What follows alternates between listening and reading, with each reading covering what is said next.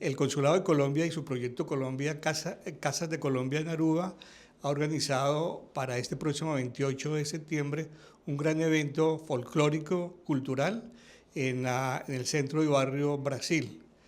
Como les indico, es el 28 de septiembre, en el horario de 4 de la tarde a 7 de la noche. Tendremos folclore, tendremos bailes, especialmente en esta ocasión nos vamos a concentrar en la zona atlántica de Colombia.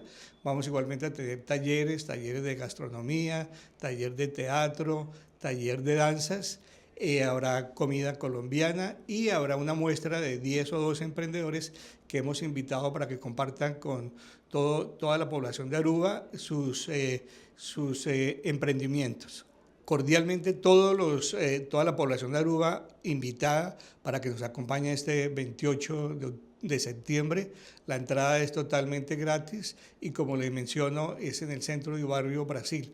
Queremos llevar todas estas actividades que estamos realizando y que vamos a realizar a lo largo de este semestre a los diferentes centros de barrio de Aruba. Queremos que el consulado se acerque a los centros de barrio de los diferentes distritos en que está conformado Aruba.